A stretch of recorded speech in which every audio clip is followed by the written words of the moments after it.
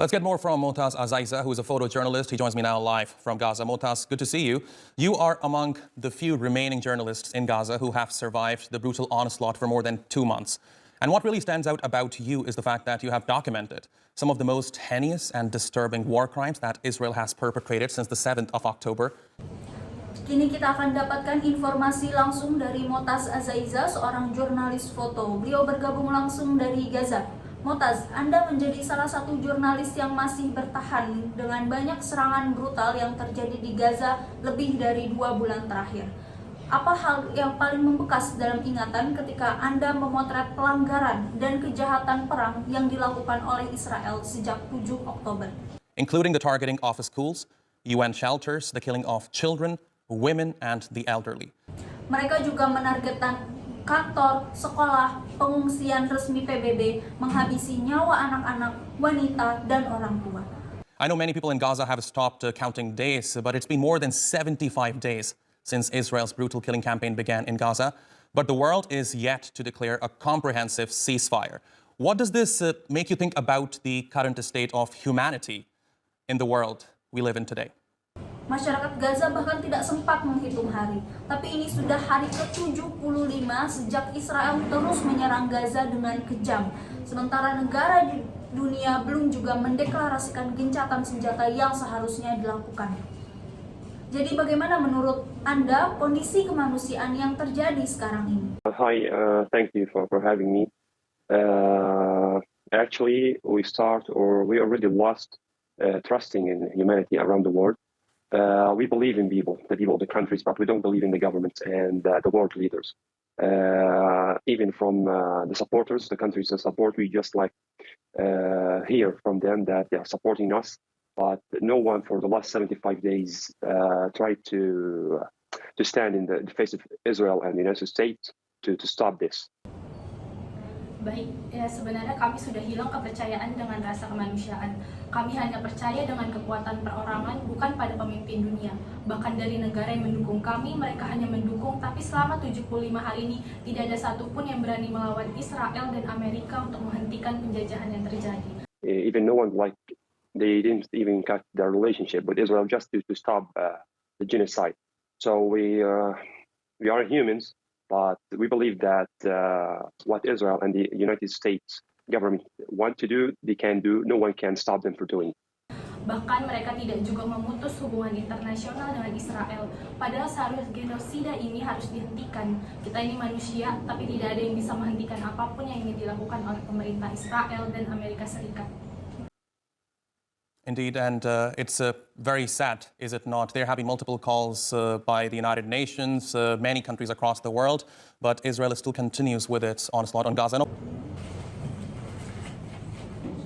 Ya, sejujurnya ini sangat ironi meskipun PBB dan banyak negara di seluruh dunia telah menyerukan gencatan senjata, tetapi Israel terus melanjutkan serangannya ke Gaza. Of course, Motaz, every story and every photo that you have documented matters, and every story that you have documented highlighting the plight of Gazans is equally important.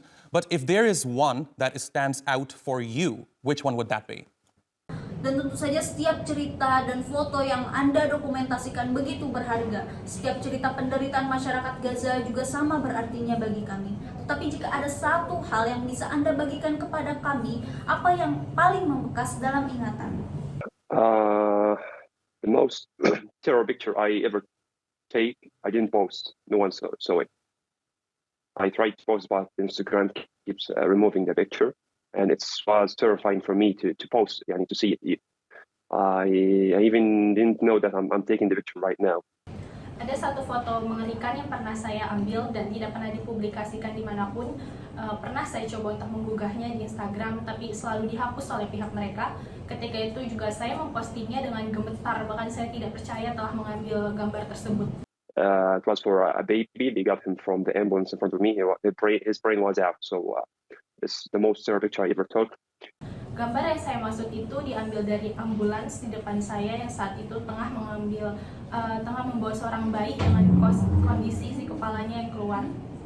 Foto tersebut yang paling membekas di dalam ingatan saya. There's another picture for a girl under the rubble. Like the Time magazine recognized it as one of the best photo of 100 photo around the world, and now it's the best of the 10 pictures around the world. But I don't care about all of that. I care about the girl who was under like a tons of rubble above her head. Ada juga foto seorang anak perempuan di bawah reruntuhan yang pernah saya ambil, dan Time Magazine mengakui sebagai 100 foto di dunia, bahkan menjadi 10 foto terbaik di dunia. Sejujurnya saya tidak peduli, karena yang saya pedulikan adalah anak di bawah reruntuhan itu.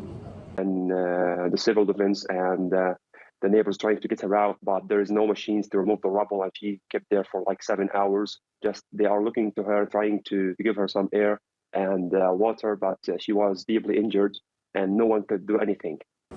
Warga sekitar dan tetangganya mencoba mengevakuasinya tanpa mesin. Dia terjebak selama 7 jam. Saat itu yang bisa kami lakukan hanya mencoba agar tetap ada ruang udara dan memberinya air. Dia juga terluka parah, tapi benar-benar tidak ada yang bisa kami lakukan. I took this picture with a very deep sadness and helpless. Like I wish to do more. I wish like to throw the camera, try to hold the rocks and remove it about sorry. Everyone is helpless.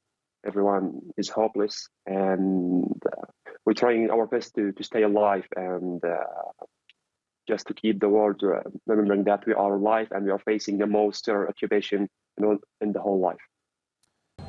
Saya merasa sangat sedih, tidak berdaya saat mengambil foto tersebut. Rasanya ingin melempar kamera, mengangkat batu-batuan di atasnya, tapi kami sangat putus asa. Hanya mencoba semua yang terbaik untuk tetap hidup agar dunia tahu bahwa kami ini ada dan tengah menghadapi teror kependudukan paling lama sepanjang hidup.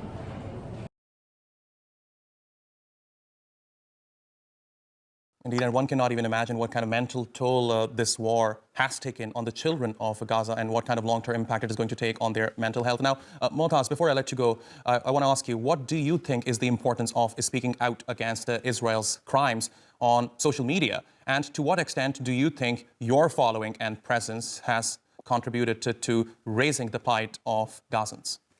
Sangat tidak terbayangkan bagaimana mental anak-anak di Gaza dan dampak panjangnya terhadap kesehatan mental mereka.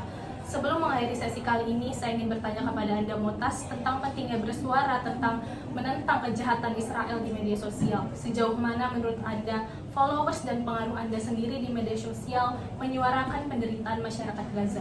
It's been for the last 75 years, actually. Sorry. It's been for the last 75 years of treating Palestinians, killing Palestinians, trying to steal their land and killing their land.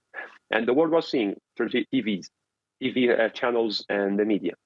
But what it's different this time that I use my basic language, English language. I studied English translation in the university, as a university. By the way, Israeli war plans destroyed the whole building of my university. They removed the whole university. Penindasan terhadap Palestina telah berlangsung selama 75 hari terakhir, bahkan sebenarnya 75 tahun. Terjadi penindasan, pembunuhan terhadap warga Palestina dan upaya mencuri tanah mereka. Seluruh dunia melihatnya melalui saluran TV dan media. Tetapi yang berbeda adalah saya menggunakan bahasa ibu saya, bahasa Arab, dan juga bahasa Inggris. Saya belajar penerjemahan bahasa Inggris di universitas yang bahkan gedung universitas saya sendiri telah dihancurkan oleh Israel. I use my basic language. I use my camera and my phone to document the raw realities. I didn't even do some edits for the videos. What I see, I publish. I don't even change anything. Just to let the world see as like they are living the moment I'm living. So this is what make a difference with people. So a lot of people around the world was waiting for something like this, and I took this opportunity to reach every single human around the world, to show them what is really happening. Selain itu, saya menggunakan kamera dan ponsel untuk mendokumentasikan semua yang nyata yang sedang terjadi di Gaza. Saya bahkan tidak mengedit video-video tersebut. Apa yang saya lihat, saya unggah. Saya tidak mengubah apapun. Saya memperlihatkan kepada dunia apa adanya kejadian yang sama yang sedang saya alami. Jadi hal-hal itu yang membedakan saya dengan orang lain. Banyak orang di seluruh dunia menantikan kabar langsung dari Gaza. Dan saya mengambil kesempatan ini untuk menjangkau seluruh dunia, menunjukkan kepada mereka apa yang sebenarnya terjadi. A lot of people was faked by the Western media, like Fox News, the CNN. They was always telling lies about what is happening, and they've been always in the side of Israeli occupation. but this time is different. Orang-orang telah tertipu oleh media barat seperti Fox News dan CNN. Mereka selalu menyebarkan kebohongan tentang apa yang terjadi dan selalu mendukung penjajahan oleh Israel. Tetapi saluran TV TRT berbeda. And believe me, we made a huge effect. We made a huge change for the people. And a lot of people who never hear about Palestine or Gaza, now they are trying to shout by our name in the street and protest against the occupation. It protest to ask their governments to stand with Palestine, to stand with the people of Gaza and the people of Palestine and everywhere, to take their freedom, to get their country free of the occupation. Dan percayalah, kita telah membuat perubahan besar. Orang-orang yang sebelumnya tidak pernah mendengar tentang Palestina atau Gaza, sekarang mereka turun ke jalan membela kami dan memprotes penjajahan. Mereka meminta pemerintah agar mendukung masyarakat Palestina supaya mereka bisa merdeka dan terbebas dari penjajahan. Motaz Aziza, thank you very much for talking to us here on TRT World. I really appreciate your taking out the time, and please stay safe, brother. Thanks a lot. Baik Motaz, terima kasih banyak telah meluangkan waktu dengan kami di sini di TRT World. Tetap pastikan keselamatan Anda selalu.